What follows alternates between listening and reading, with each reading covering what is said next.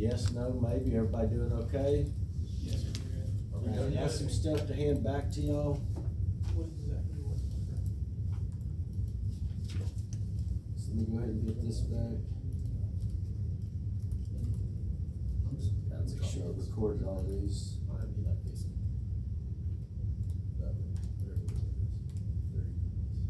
Alright, Stuart. Oh.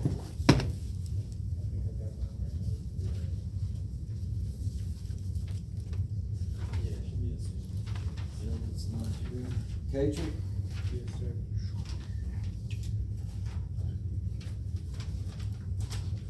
Yeah, I see a lot of red. Kyan?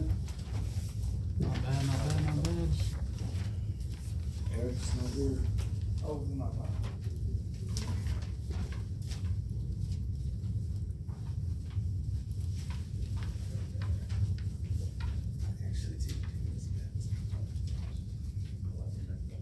Shamir?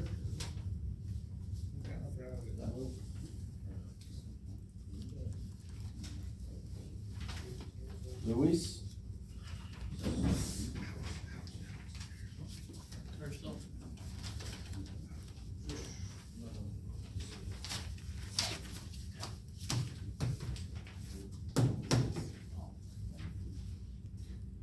You see some disappointed. A lot of red.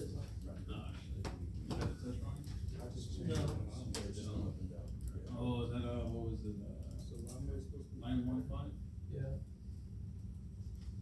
Alright, so y'all take a chill and step back a little bit. Let's talk about this real quick. I'm going to show you how to draw a couple of the, a little bit of the 3D. And then next week when we come back in, next week's class, we'll do some 3D flanges. I'll show y'all a way, or like I said, 3D lots of times is all about who's drawing it. So when I'm telling you this way versus that way, it's just my preference sometimes, it's my experience meshed in with it. Alright, so what I'm gonna be doing is I'm gonna be drawing just a couple of regular 3D fittings. Remember, our fittings, when we generally refer to that in the chapter of the textbook, we're not talking about the pipe. We're not so much talking about the valves and the things that do stuff. We're talking about just the stuff that the pipe just goes through, and that's about it. We've got elbows, T's, reducers. We talked about some of our coupling tie-ins, our stub ends. You're gonna have some projects coming up that are gonna have that loop on it, and what you're gonna have is a pipe going across there. That is not fitting makeup in the sense that it's a T on this end. If it was a T, we would see the dots out here in 3 of them. So little things like this, the connections, the way we put our pipe together, pretty much everything without the, except the pipe that does nothing but just let the commodity flow through it. That's what they call the fittings, or refer to as the fittings. So what I'm gonna do is in the back of the book on page 442 and 443, you can look on those pages, you can get information about your pipe itself. So when we're drawing 3D, we say, well, it's a cylinder with another cylinder in the middle cut out. It is that simple to draw your pipe, but still, where do you gather the data for it? We've got our drawings that we've been working on. We've learned how to calculate center to center measurements on those pipe systems. Some of you I've rung up for dimensioning to a weld. We don't dimension to the weld. In the pipe department, we dimension to center of pipe. So on page 442 and 443, this is where you're gonna find some of your pipe data. So the first column on each one of those pages is the nominal pipe size. Remember, 12 inches and under, it is a nominal size. 14 and up, it is a true outside diameter. So on these 2 pages, you can look on here and you can see the next column is the outside diameter. So when you go to draw your pipe and when you go to draw flanges, you need that OD measurement. Once again, if it's 14 inches and above, then it's just that number. That size is the true outside diameter. The next column is the schedule. Last semester doing chapter reviews, you learned in chapter 8 about codes and specifications. They have some charts in chapter 8 that you probably just breeze through because there weren't any chapter review questions right there, answers. There weren't any exercises or stuff at the end of that chapter where you had to go back and look at them. So our pipe that we've been drawing has been A15 and 230. In chapter A15 and C30. In chapter 8, you can go in and look at those charts. Those charts will say A15, that means 150-pound flanges and valves. When you look on there, it's going to tell you that your pipe is schedule 40. So now we can come to this third column and say, okay, we know our pipe, nominal pipe size, that's the first column. The second column is part of the information we would need to draw at 3D, the outside diameter of that pipe. Or the second column. The third column is your schedules. So you can see that it's got 40, 80, 120, 160. They've got a lot of different variations for some of these pipe diameters. Our 3 standard pipe sizes we use in petrochem, and in a lot of other places you'll see it. But in petrochem, we said that our typical material was going to be carbon steel, CS. And that our pipe was going to be in schedules, schedule 40, schedule 80, schedule 160. That was our 3 primary schedules. 40 is just your standard pipe weight. If you go down to Lowe's or somewhere to go get you some water pipe for your house, freeze comes in, your pipes blow, you go to Lowe's, you're gonna wanna get schedule 40 or above. That handles pressure. If you're just going to a drain line, a sewer line, a gutter drain, a French drain out in the yard, that doesn't have any pressure associated with it. You can go down into like schedule 10. And so if you look at these that have quite a few schedules, you'll see that the larger the schedule, the thicker the pipe material. So on our pipe, we said the outside diameter is going to be a constant. Doesn't matter what schedule, what pound rating, whatever. The outside diameter is a constant. It's the inside diameter that changes as pipe gets larger or stronger. So on this column 3, you can look up your schedules. But like I said, chapter 8, when your pipe says that it's A15, C30, that's your primary pound ratings you're going to be using, not just in the classroom, but also when you get out here in petrochem industry. Then you can go back in chapter 8, look at those charts, look at those specifications to find out what schedule of pipe you would use. That would allow you to go to the 4th column, which is the wall thickness. Unless you want to do some math, this is, you can just go into the offset command once you draw that outside diameter. You can go into the offset command and offset it by this wall thickness to get the inside diameter. That's one way of getting it. The way that I normally do to it is go to the inside diameter column, the next one. You will see that inside diameter column changes just like the wall thickness with every schedule for that pipe size. So nominal pipe size, say 8-inch pipe, see that our outside diameter is 8.625, 8 5/8. We look at the next column, there's schedule 20, 30, 40. That's the one that I mentioned a moment ago. Also a little bit further down there, you'll see schedule 80, schedule 160, that's our 3 primary pound rating or schedules, 40, 80, 160, standard, extra strong, and double extra strong. The next column has the wall thickness, and then the next column is your inside diameter. 8.125, 8.071, 7.981. When you're drawing your 3D fittings, your flanges, your elbows, your T's, your pipe, all of these items are going to have an inside diameter. It's going to have that hole that runs through all of those fittings. So when you come over here to draw it, if you look in this column, this is the diameter, the inside diameter of your pipe. When you're drawing 3D, unless you're drawing something that is going to be, you're going to be running some statistics through it, you're going to be running some simulated flows through that actual pipe, if that's why you're drawing the 3D, which some software does. We had it with SolidWorks. We could run flow through there. We could run pressured water or pressured commodity through there, and we could get what was called our flow rate coming out of our nozzles. We could do it electronically before we ever built the nozzles in SolidWorks. So if you were doing something like that to where you're going to be running some numbers through that, running some information through that pipe and gathering some data, yes, you would need to come back to this wall thickness, this inside diameter column and be accurate with that. What we're doing is we're making a 3D model. The outside diameter, yes, we're going to need to be accurate with that because that shows. But the inside diameter, I will check to make sure that you hollow those fittings out.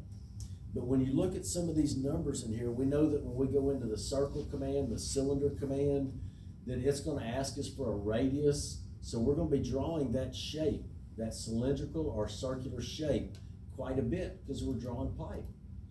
If you look at some of these numbers in that inside diameter, 8.071, 7.981, I prefer good numbers if AutoCAD's gonna say what's the radius first, I like to try to have that number ready. The 8 5/8, not a problem. 4 5/16, 4.3125. I've learned my numbers, I've learned enough, seen these numbers or this type of math enough to where I can look at stuff like that and get it. Maybe you type it into your calculator. Either way, for me, I prefer good numbers. When I look at that inside diameter column, if I look at Schedule 40, the inside diameter is 7.981. Having to deal with that, either typing the diameter in or doing the math every time I have to draw something and cut that hole through it, to me, that would be a pain. The inside diameter is something that you are allowed to fudge a little bit on, because like I said, unless you're running some information, if you're getting some data from that pipe system, some flow information, the inside diameter is not that important. For me, I'm gonna look at that number and I'm gonna say 7.981, that's almost 8. AutoCAD says specify radius 4 and enter. It's close enough and it's not gonna matter. This is the only number that you can put on your drawing that even if I check it, unless you just go with 8.5 to where you barely have this thin wall thickness, that is not gonna be an issue when you're drawing. So don't be worried about all them decimal places, because there's gonna be quite a few times where you're gonna draw that circular shape, that cylindrical shape to create your fittings, create your pipe. Those numbers we can fudge a little bit on. So that's some of the data that I'm gonna be using with what I'm drawing here in a moment. Also, I'm gonna be using some of the T, elbow, reducer, some of that information, the length of those fittings. So right here on this page, I can get inside and outside diameter for my pipe and fittings, the elbows and the T's. With my pipe wheel, I can go through and get the length, which would be the other measurement that I would need. So if I'm drawing an elbow, remember when you're drawing 3D, the single line versus double line goes out the window. We're drawing and submitting, you're gonna be drawing and submitting a 3D drawing. So when I go to draw these fittings, I don't have to worry about stuff like that. I don't have to worry about weld dots, isometrics. We're not doing any of that right now. We're just doing a 3D drawing. Whenever you do your 3D drawings, understand that your project is gonna be based around 0, 0. So when we go do these pipe systems, don't just throw it out there in space, because what you're gonna do is you're gonna submit to me an electronic AutoCAD file. It's gonna have your pipe that you're drawing, your creation that you're submitting. I'm gonna go to mine, I'm gonna do Control-Shift-C, copy with base point. When AutoCAD says base point, I'm gonna type in 0, 0 and enter.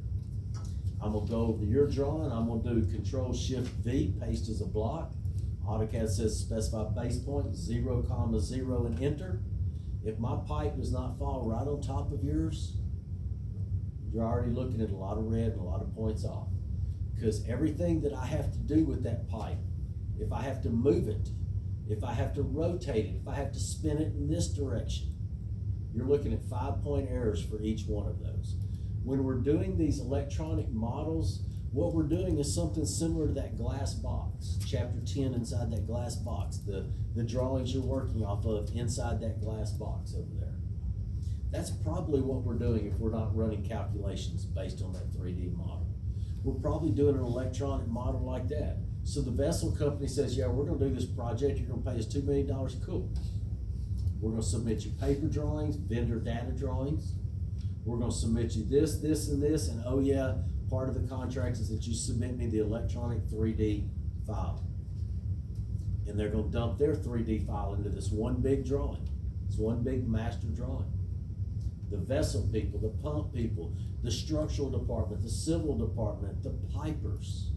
We're all gonna throw all of our information electronically. We're gonna send them an electronic file. they're gonna go into their same thing, they're gonna say, paste this drawing, or maybe they do it as an extra, whatever method they do inside that refinery, to put your pipe onto that unit, that 3D unit that has all these other people that have submitted their department work.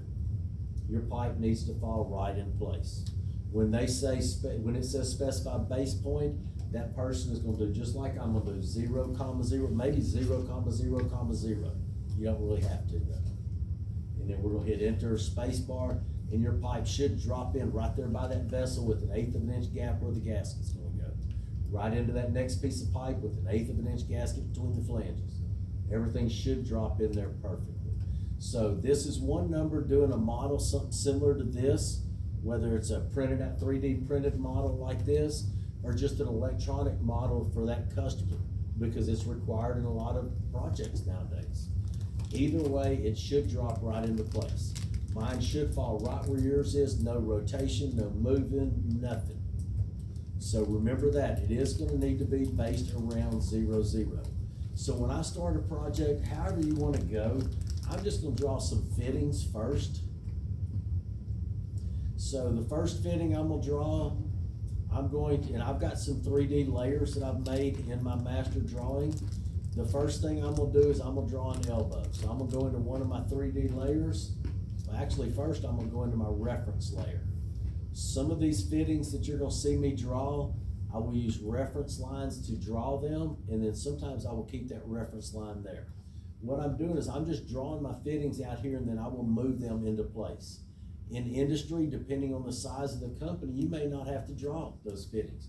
You may just move over to some little side menu like this that's on your other screen.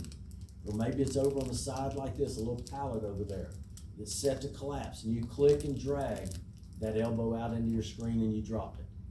You've got that center line of your pipe that you drew in 3D, you drop that elbow, bam, it hits. Turn it, rotate it, whatever. Move on to the next fitting, and then tell it to draw pipe in between it. That's what some of the higher end companies have. A lot of them are even more specific than that. Some of them, you just go through there and you type in the coordinates, just like we've been calculating coordinates to draw our pipe. You type in those coordinates, you type in the pipe size, the schedule, the pound rating, information like that. And then from there, what it doesn't draw will definitely be drag and drop. But it works off that coordinate system, just like what y'all are working off of.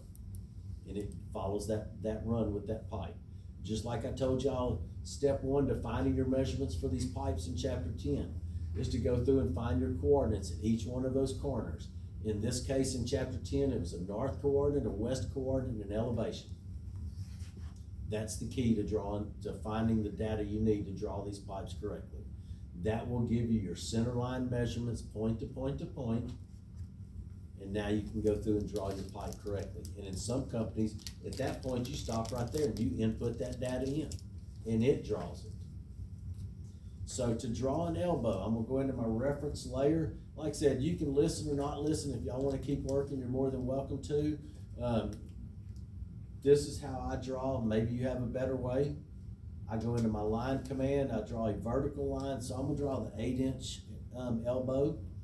We know we have a measurement, the center to end dimension on an elbow. On a long radius elbow, we can take the nominal pipe size times 1.5. 8 times 1.5 is 1 foot. So I type in, show it direction, straight up, 12 and enter. I'm gonna go in this direction, 12 and enter. So that sets up my corner. I'm going to draw this back to that center point, that end point right there. So currently I have 2 lines right here. If I go into my erase command and I do a crossing window through there, you will see it found 2. You'll see why in a moment. So the next thing I'm gonna do to put that in there, that represents my center of pipe in this direction to end of the fitting in this direction, in both directions. So in chapter 3, where they tell you how to draw these fittings. Remember, you still have those other chapters in there. Mr. P wasn't around, I couldn't get that work done. Why? You know how to calculate coordinates, you know how to find your center to center measurements. You have these old chapters when it comes back to drawing these. You can listen to me or you can flip back in the chapter. So, I'm gonna go into my fillet command, F and space bar. AutoCAD says specify radius. We learned in chapter 3. The answer to this question is that same formula, 1.5 times nominal pipe size. So I take my 8 times 1.5, I type in 12, excuse me, R in space bar, 12, and enter for the radius. AutoCAD says select first object, I pick this line, no problem. Second object, I come up here and I pick this line, it's looking good. AutoCAD pops up this menu. This is because I have that selection cycling turned on. So that's what I talked about. The DS and spacebar for your drafting settings dialog box.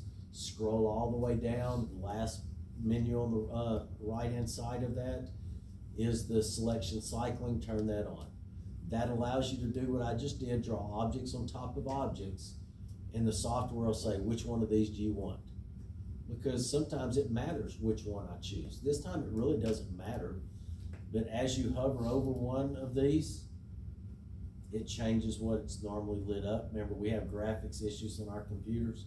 Normally, one of these would be lighting up blue like that, and then it would kind of flash for a second, the other one light up.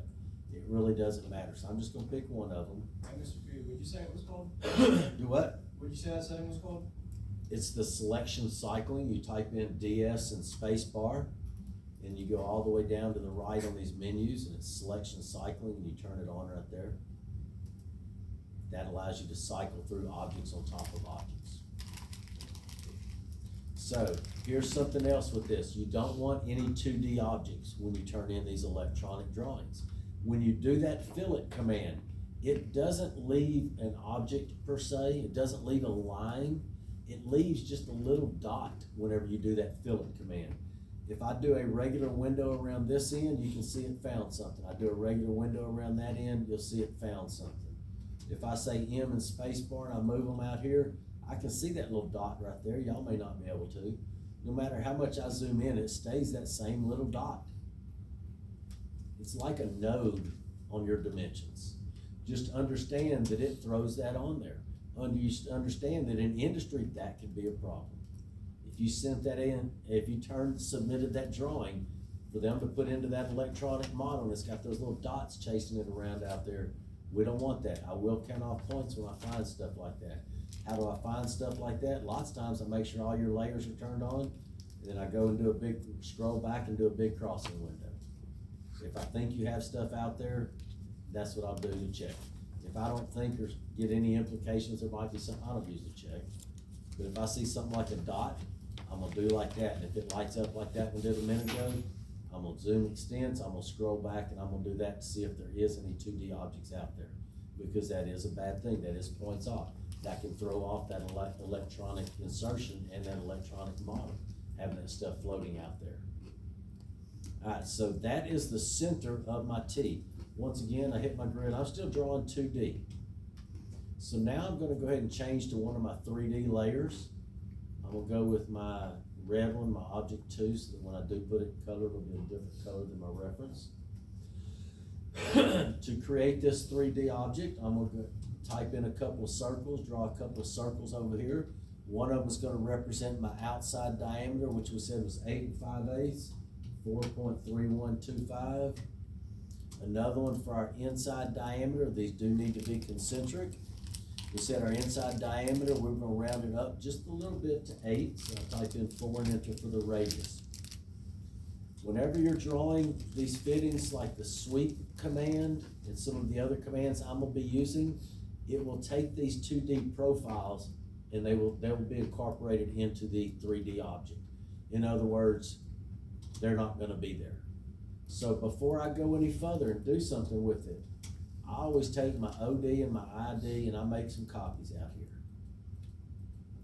Mr. P, that's okay that it's out there. It's okay that I did a buttload of them. Maybe I only need 2 of them, that's okay. I'm gonna erase anything that's extra when I get through anyway. Before I leave this 3D project, I'm gonna tell you, I'm gonna do like I tell y'all I would do if I saw or thought there was 3D objects out there on yours.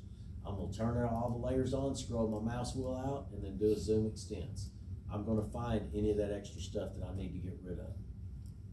So once again, we're still drawing on a 2D board.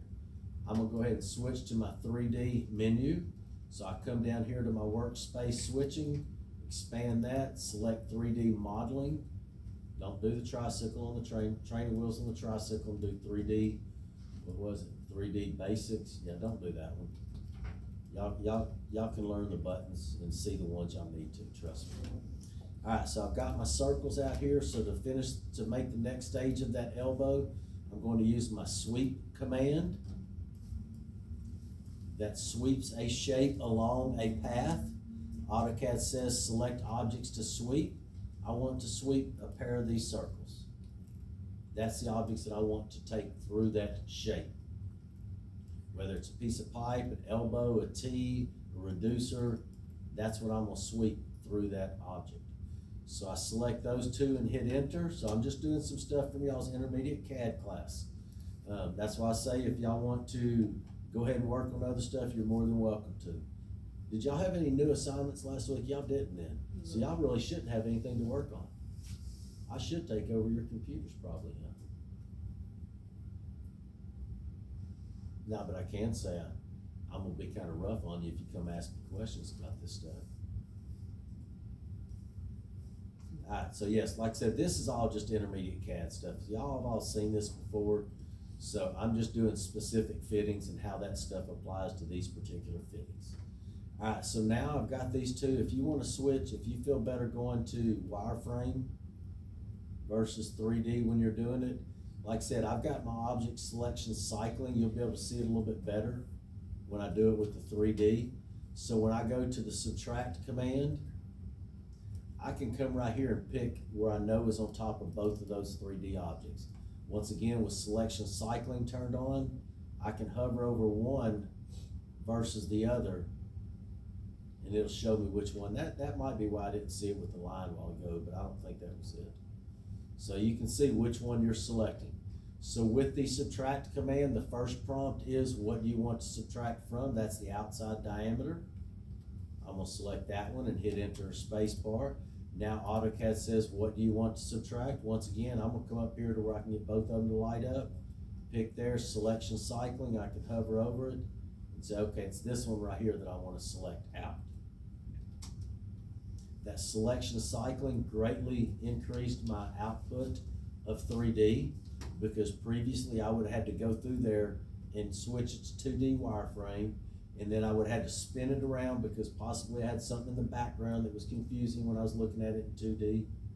So there is my 3D elbow. You will notice also that I've still got that line. So remember when I started this out, I drew 3 lines, one line on top of the other one. When I created that fillet, it left those little points right there, those little turns at the ends, but it took those 2 lines out and incorporated them into that 3D solid. I left that one there because later on when I go to place this, and I've got two center lines that go up and make a corner, there's where that corner, that object needs to be placed. That point, that end point of that line represents that corner whenever I had it before I did the fillet command. Alright, so any questions about the elbow? Like I said, it's just the same stuff you had, so don't be afraid to look back up in those chapters and say, how did they do it? Before next class, when we talk about flanges and valves, don't be afraid to print out or look up that document I put for you in Blackboard, where I showed you the different flanges, 2D and 3D, and what measurements we use to draw those shapes. So the next one I'm gonna draw is gonna be the T. So for the T, I can't just pull that number out in the formula or off memory, so I'm gonna spin my pipe wheel. One thing I did change on my pipe wheel, based on when I told y'all before, so I told y'all before on the orange side that I colored that one 600-pound area, so I wouldn't actually slip off into that area with my mouse wheel. The predominant things that I look up on my mouse wheel are gonna be the flange length fitting, the Y1 dimension in the back of your book that I showed you on that handout in Blackboard, and also your elbows, T's, reducers, fittings like that.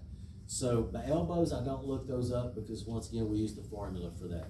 So what I did on mine is not only did I color that orange part, I also went on my pipe wheel and I highlighted right here with the T and the reducer, a fitting length that I look up pretty frequently. And also on both sides, my 150 and my 300 pound, I highlighted those areas for that flange measurement that I look up a lot. if I were to work where we did a lot of valving and, mainly one or two valves predominantly, I'd color those into a different color. Once again, make it a little bit quicker and easier for me to find, because for me, I found that I was turning that pipe wheel, okay, there it is, I passed it up 2 times before I saw it, especially for stuff like the T's. So I did that. Don't forget also for your flange bolt rotation, I put that little chart on the center of my pipe wheel on this part right here. So anytime I go to draw those flanges, which we'll be doing next week, and I go to show those holes like you've been doing on your 2D drawings, we'll do that on the 3D to create that shape. I can look on here and quickly see that rotation angle and everything, most of the data that I need right here. All right, so on the T, I spin my pipe wheel around to the T. I see that an 8-inch T has a measurement of 7 inches. That is our primary length measurement for a T. So what I'm gonna do is I'm gonna draw a line for an 8-inch T, 7 inches. I'm gonna go back to my reference layer first. Anytime I'm drawing these reference center lines, I'm gonna go back to my reference layer, and I'm gonna draw a horizontal or vertical line 14 inches long. Why 14? Because it was 7 inches. This is gonna be the center line through the header. Remember, the perpendicular is called the branch. The straight run that goes through that fitting is called the header. So we had a 7-inch dimension from center to end in all 3 directions. So I come back to that midpoint, I draw a line 7 inches in this direction. That is the center to end dimension shown in 3 different directions with this center lines. Previously, when I would draw the center lines like this, or the T fitting, I would go back and draw a line on top of this line, because that would give me so whenever I did my T and my sweep, it would take away these 2 lines. I still had that line in the center. I've since learned a little bit easier, better, whatever way to find the center of that T. So I'm gonna go into my sweep command again, pick another pair of these circles, hit enter, pick one of these center lines, space bar to go back into it, another pair of these circles, sweep on that path.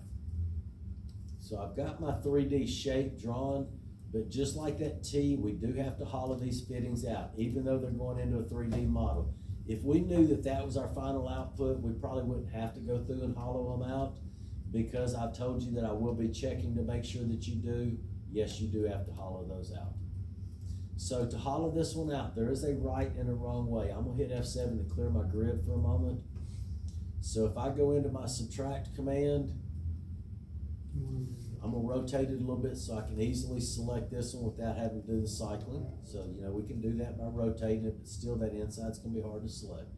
But I'm gonna select this outside cylinder right here, hit enter space bar, pick this one, tell AutoCAD I want that inside one right there, enter space bar to complete it, space bar to go back into it, outside cylinder, enter, inside cylinder, enter. That is the incorrect way to draw it. What you finish up with is something like this.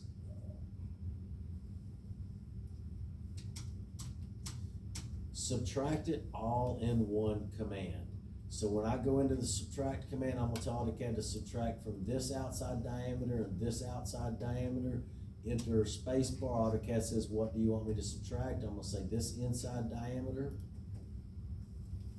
and this inside diameter, which it found 4 solids. That's okay. With selection cycling turned on, I'm not putting it in AutoCAD's hands to decide which one to select. I get to cycle through and say this one, nope, this one right here. So I select that one, hit enter space bar. Now I've got that one good clean T fitting.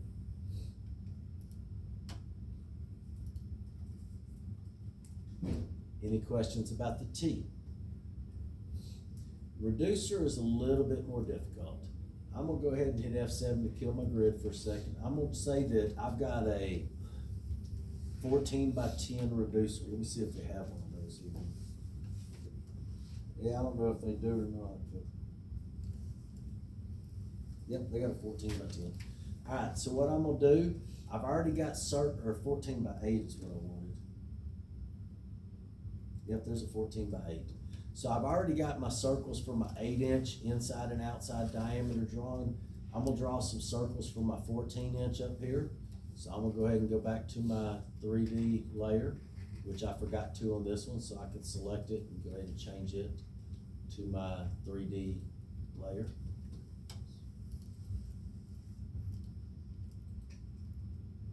Alright, so for this next one, I'm gonna draw a couple of circles representing my 14-inch pipe. So I'm gonna go 7 for the radius. For my outside diameter, 14-inch schedule 40 is 13.124 diameter, inside diameter, 13 1/8. So I'm gonna call this my radius 6.5625, 6 9/16 for my radius. So there's my 14-inch pipe. I'm gonna go ahead and change one of these to that layer also. I'm gonna put everything in a different layer. So to create my 3D reducer, I've got both of those pipes or circles, my 14-inch and my 8-inch drawn. I'm gonna go ahead and make some copies of these. I'm gonna show you the eccentric and concentric reducer.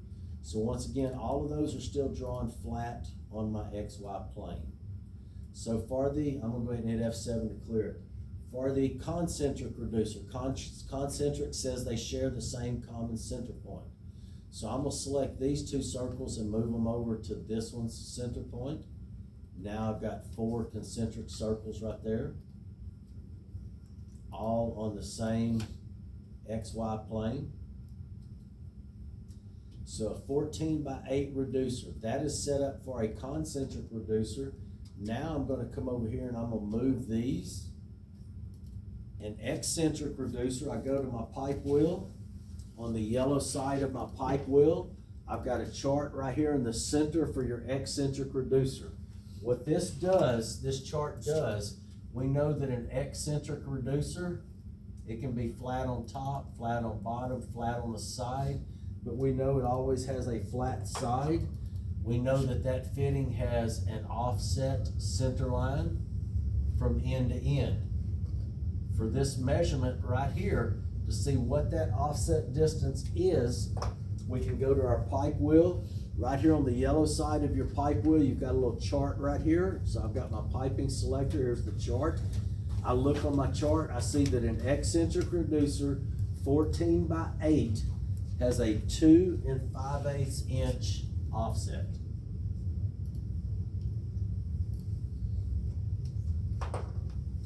So what I'm going to do is I'm going to move these circles over to that center point first. Then I'm going to move them down or up or right or left, depending on where the flat side is, 2.625, 2 5/8. It almost 100% lined up those. It should. That 2 5/8 for me is not a good number. I don't like when it does that. So what I'm going to do is I'm going to go ahead and move it. That fitting by design is going to be flat on one side. So what I've got now, I've still got those two on the XY plane. I've still got these other two in front of it on the XY plane. Everything is flat back there. Alright, y'all ready? This is where it might get a little bit tricky. I'm gonna hit F7 so you can see them.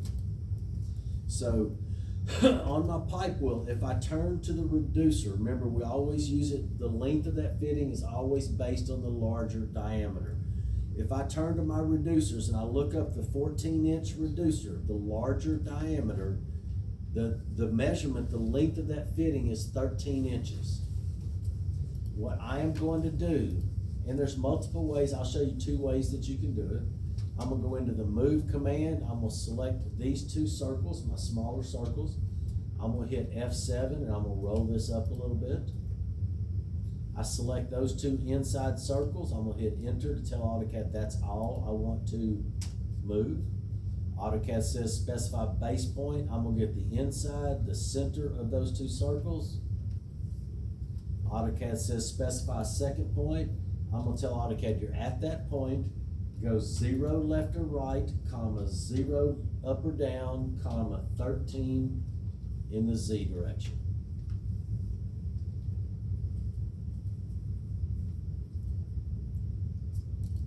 I moved them up in the Z direction.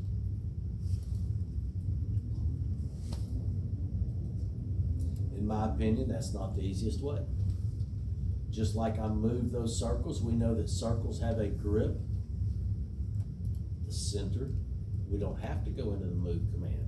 So if I'm just moving circles, especially if they're concentric circles, I can pick that center point, which tells AutoCAD I want to move them, and I could come out there.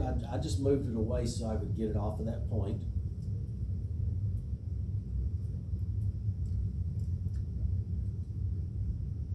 So I've got these two floating. AutoCAD says, where do you want to move them to? I'm gonna tell AutoCAD, you're at that point, 0, 0, 13.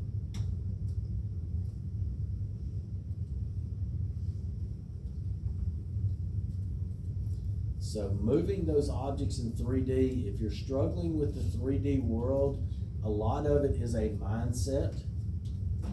Some people don't have that mindset and they really struggle drawing and creating 3D objects. Remember, we've got these fittings over there. It's not the same size, but it's a visual representation that may help you do stuff like that and help you see that now we've got each end of it drawn. We know in 3D that we can do something with that in AutoCAD. All right, so what I'm going to do is the loft command. So I'm gonna go into my loft command. I'm gonna do this one on this side up here first. So I'm gonna go into my loft command. I'm gonna pick my inside diameter on the bottom, my inside diameter on the top. I'm gonna hit spacebar enter to go on to the next part of the command. I'm gonna hit spacebar enter, tell AutoCAD go to cross section to cross section. A little bit different than the inside diameter on that T. That was just a basic cylinder. So some of these fittings like the elbow, this, your flange, you're gonna have to do some more of these, what some people might call more advanced processes, commands. The more you do them, the better you get. Like I said, if you see that you struggle with something and you want to get to that level in drafting, 3D, checker, upper level drafters, don't just stop at, okay, that's all I have to do today, especially now that you're in school. You see that you got a weakness in something, if it's in 3D, trust me, I know. I had a weakness in 3D. I took it, came back, couldn't do it. I took a course, came back, couldn't do anything because I didn't retain it, because I didn't go back and do it after I got through doing it. And I didn't do it again and again and again. A year later, they sent us back to San Antonio. All right, party. No, you instructors go party. I didn't bring my family or anything. We took the 3D class every day when we went back to the hotel. Larry and Benny was down there in the hot tub. I'd go down there with my beer ticket, get my beer. I'd take their beer tickets and get my beers from them because they didn't drink. And I'd go up to my hotel room, open up my laptop, and I'd go through that day's lessons and I'd replicate it multiple times. When I came back after that week in San Antonio, I made it a point, if I had nothing to do at work or nothing to do at home with the wife and kids, I practiced and played just like I preached to y'all. AutoCAD is not hard. These 3D commands are no harder than the 2D commands, but yes, if you've only done something 2 or 3 times, you're probably gonna struggle at it. So once I draw these, I can go into my subtract command. I can say subtract from this, subtract this one. There's my 3D eccentric reducer, flat on one side. Any questions about that one?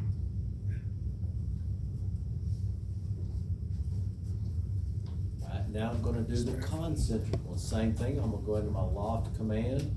I'm gonna do the inside first. I don't have any more points. Yes, I want you to go from shape to shape. All's good. Spacebar back in. This circle to that circle, spacebar, there it is. Subtract from this one, subtract that one.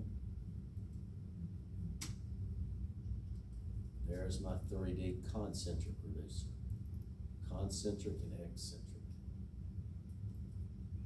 If your projects that you draw contain an eccentric reducer, which we do some of those, I don't know which one necessarily we'll be doing in 3D this semester, but there are some that do have that eccentric reducer. So just be mindful of where the flat part is, flat on top, bottom, side, north, east, wherever. Be specific with that.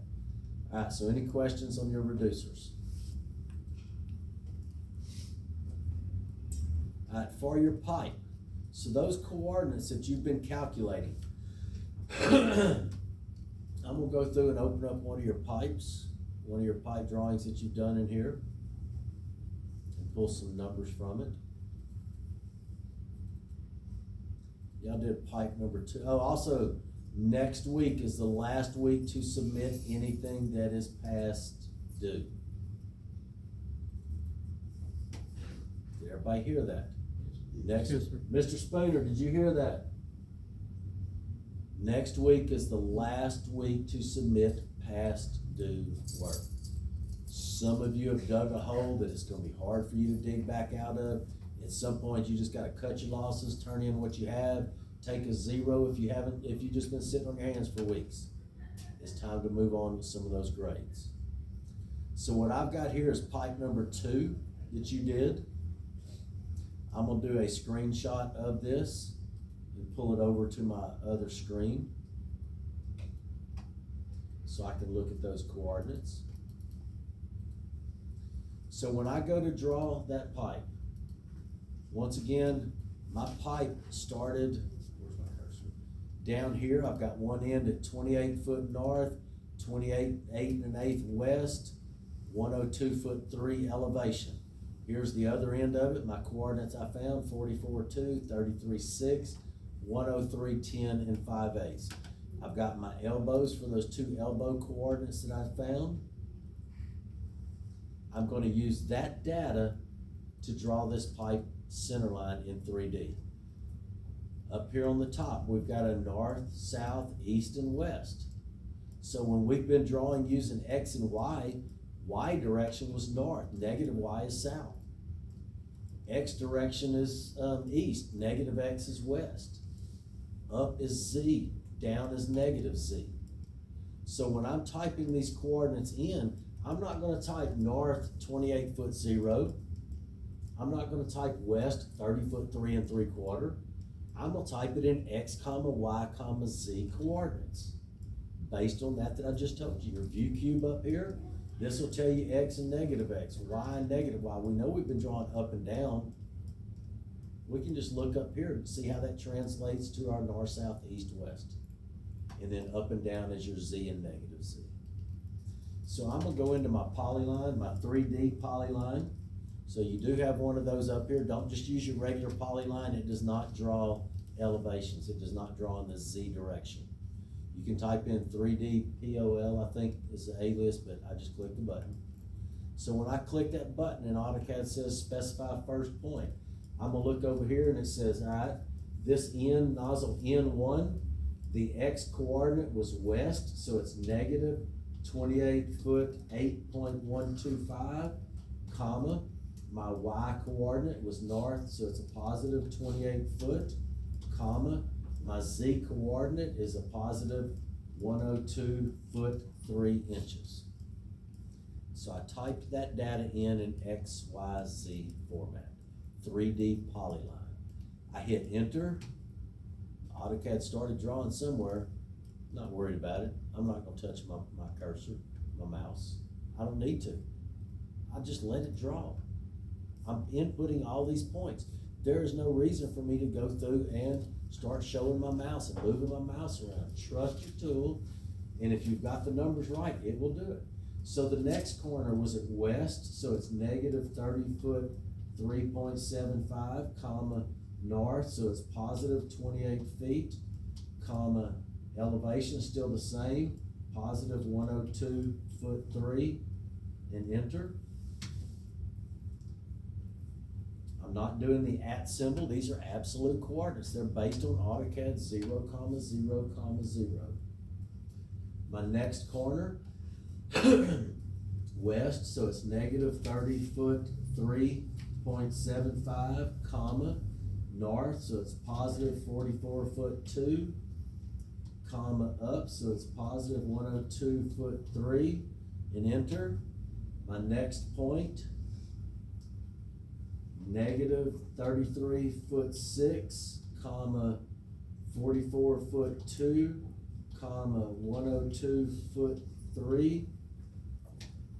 And then my other end, west, so it's negative 33 foot 6, comma, north, so it's 44 foot 2, comma, 103 foot 10.625, and enter.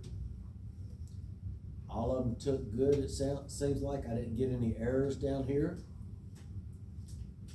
Main thing I wanted to look back on was that first point, 28, 8, and 8. Okay, I couldn't remember if I pulled the center of that vessel possibly. Alright, so now I've got this 3D polyline over there. I can select it and then click on my view cube to zoom to it.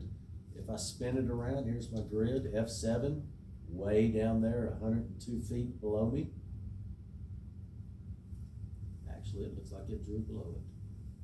No, here's 0 down here.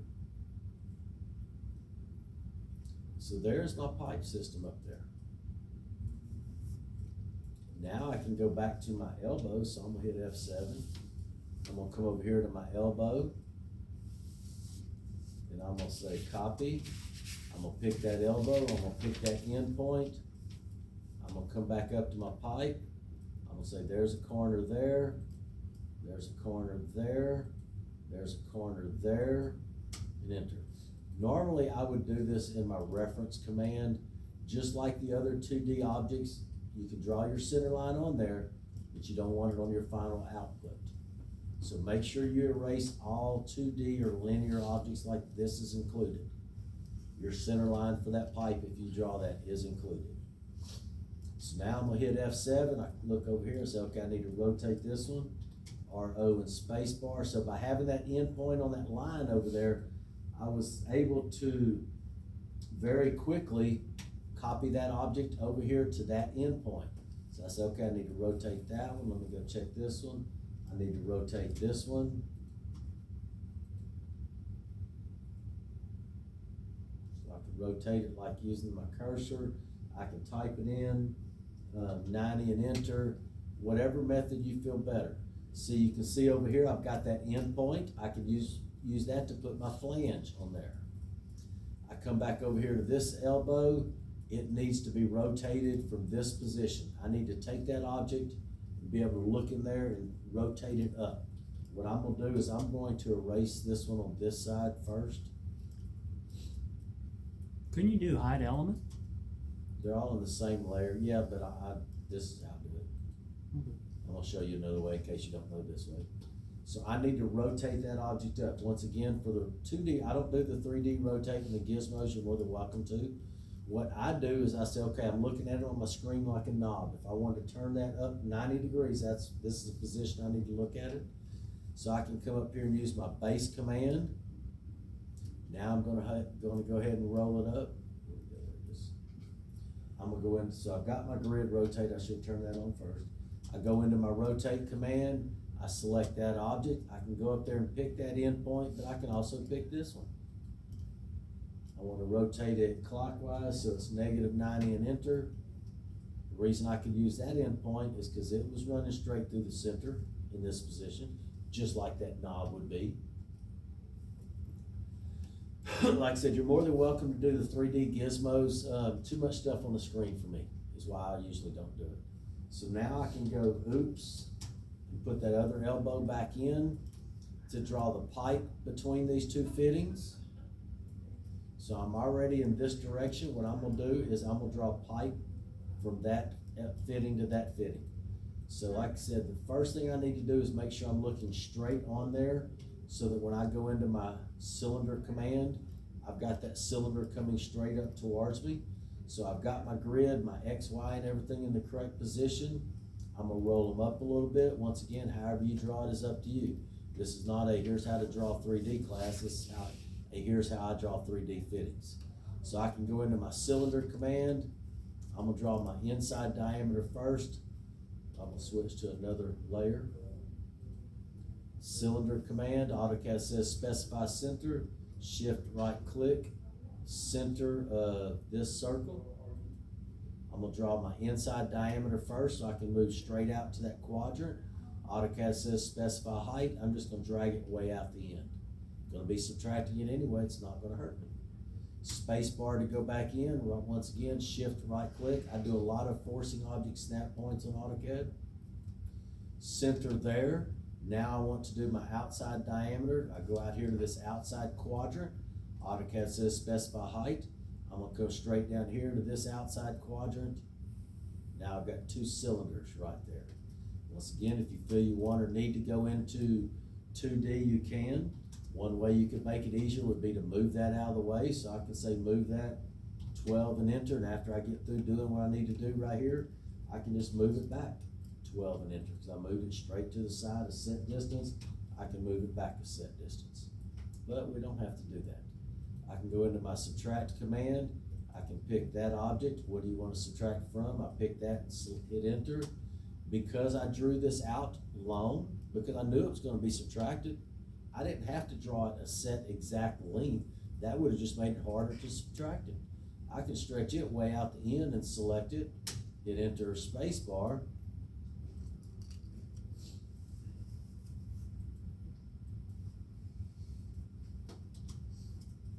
And there's my pipe in between those two fittings. Same thing over here. I'm gonna spin it to where I'm looking at the edge that I want to draw my pipe on. I'm gonna look at my view cube, say, okay, that's the right side. I'm gonna get square to that side. I'll hit escape. I'm gonna go to my view command, bring my grid to me. Now I can roll it around, same thing. Cylinder, center, to this quadrant right here, all the way out the end. Space bar back in, right click center, this outside, come over here and get this quadrant. I want to go down to this quadrant, subtract command, get down here, top or bottom, got it first shot, space bar enter, subtract that.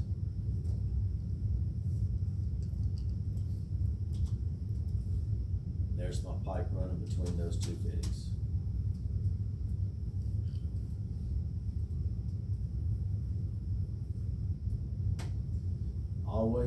Always remember, whenever you get through with your drawing, make sure that you come back up here and set that to world coordinate system. If you do like I do and you use that view command and you move your XYZ and you move that around and stuff, that's called a UCS, a user coordinate system. For this one to be brought together, all together in something like a virtual 3D model like over there, it's based on 0, 0. But more specifically, it's based on AutoCAD 00, which is the World Coordinate System, WCS. So before you submit that drawing to me, once again, 5 points. If I've got to do something before I can start checking your drawing, you can be pretty sure it's going to be worth about 5 points.